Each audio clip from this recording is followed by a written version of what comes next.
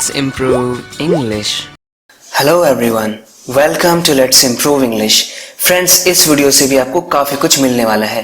आपकी बहुत English improve होगी। मैं आपको फिर से कुछ सेंटेंसेस बताऊंगा और उनका इंग्लिश ट्रांसलेशन बताऊंगा। साथ ही साथ मैं आपको बताने की कोशिश करूंगा कुछ वोकैबुलरी और कुछ फ्रेजेस जिनका आप यूज कर सकते हैं अपने कॉन्वर्सेशन को बेटर बनाने के लिए। देखिए, पहला सेंटेंस आपके सामने है, बस अब बहुत हो गया है। आप किसी चीज से तंग आ गए हैं तब ऐसा कह सकते हैं, बस अब बहुत हो गया है। I have had enough now.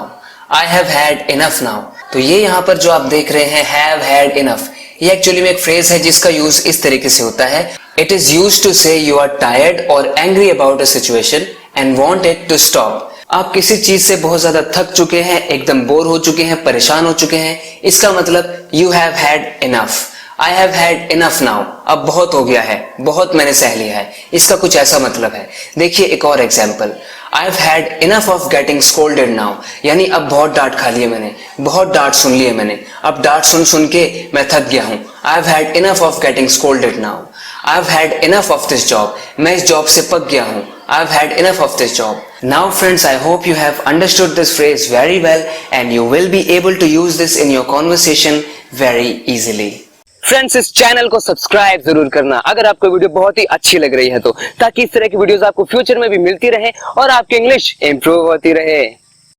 वहां पहुंचकर मैं तुम्हें खबर कर दूंगा, कई बार ऐसा कहते हैं। इसे कहेंगे I'll let you know when I get there.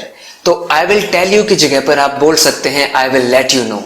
Let somebody know something का मतलब होता है किसी को कुछ बता देना। I'll let you know when I get there. One more example. I'll let you know this afternoon. यानी इस दोपहर को मैं तुम्हें बता दूंगा। यहाँ पर कॉमन मिस्टेक्स करते हैं स्टूडेंट्स, वो कह देते हैं I will let you know today afternoon, यानी आज दोपहर को। यहाँ पर आपको टुडे नहीं बल्कि आने वाली जो आज की दोपहर है उसके लिए आपको this लगाना है। I'll let you know this afternoon, यानी इस आफ्टरनून को मैं तुम्हें बता दूंगा। मुझे कोई ऐसा चाहिए जिसके कंधे पर सर रख के मैं रो सकूं। I need a shoulder to cry on. A shoulder to cry on is just a phrase that you can use in such kind of situations where you are very sad, you are distraught and you want somebody to support you. आप किसी की support चाहते हैं, यानी कि you want a shoulder to cry on. I need a shoulder to cry on. वो रोते रोते ही सो गया और रोते रोते फिर उठ गया। He fell asleep weeping and then woke up weeping again. यहाँ पर जो आप weeping देख रहे हैं ना, ये एक्चुअली में simultaneous action को बता रहा है, यानी कि वो सो गया। कैसे सो गया? वो रोते रोते। He fell asleep weeping and फिर और then woke up, फिर वो उठा, wake up की second form weeping, यानी रोते रोते फिर से। तेरे यहाँ आने से पहले सब शांत था। Everything was silent before you came here.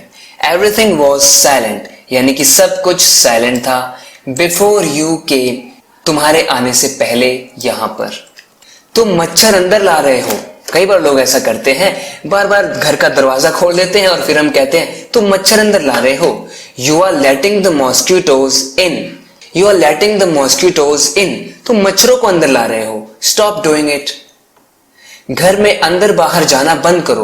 अक्सर बच्चे ऐसा करते हैं, बार बार बाहर जाएंगे फिर अंदर आएंगे। Quit going in and out of the house.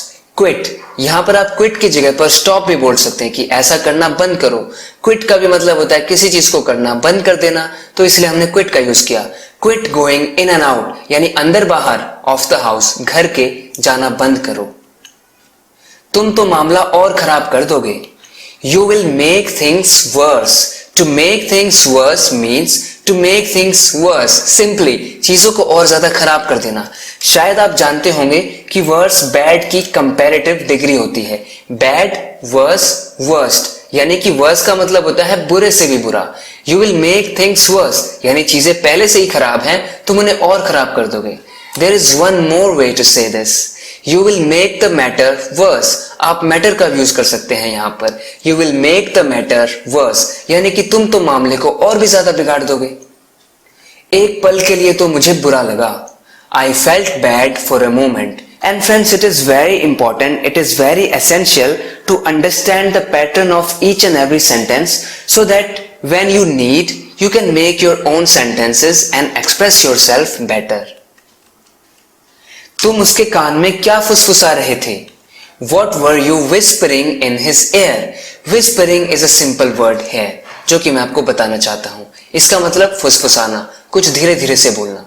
जैसे कि What were you whispering in his ear? Tell me quickly, otherwise I'm going to get really angry. ऐसे करने को whispering करना कहते हैं। What were you whispering in his ear? अगर मेरी नौकरी चली गई तो मेरे परिवार का क्या होगा? इसे इंग्लिश में कहेंगे What will become of my family if I lose my job? To happen to be the fate of, यानी किसी के साथ आखिर क्या होगा, किसी के भाग्य में क्या लिखा है।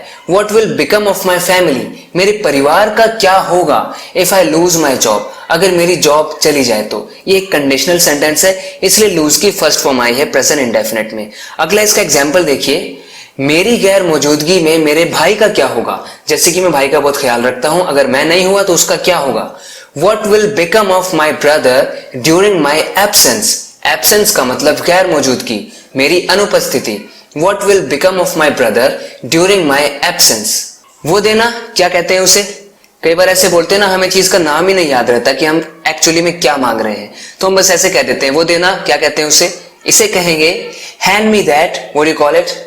Hand me that, what do you call it. और फिर सामने वाला जवाब देगा यू मीन फोन, क्या आप फोन मांग रहे हैं, आपका मतलब फोन या कोई भी चीज जो आप मांग रहे हैं। मुझे वो पकड़ाना क्या कहते हैं उसे, ऐसे बोलते हैं ना, hand me that, what do you call it. तो सामने वाला कहेगा, सामने वाला बताएगा आपको कि अच्छा ये ऐसा। Your friend what's her name was asking about you. ऐसे बोलते हैं ना हम हिंदी में कि वो तेरी दोस्त क्या नाम है उसका पूछ रही थी वो तेरे बारे में। ऐसे हम बोलते हैं ना हिंदी में, तो इंग्लिश में उस बात को हम ऐसे कह सकते हैं, your friend what's her name was asking about you. एक बार उसे पता चल गया कि तूने क्या किया है तो वो गुस्से से लाल हो जाएगा। Once he finds out what you have done, he will get furious.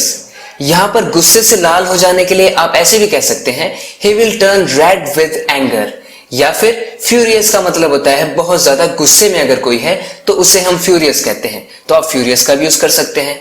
Once he finds out what you have done, he will get furious.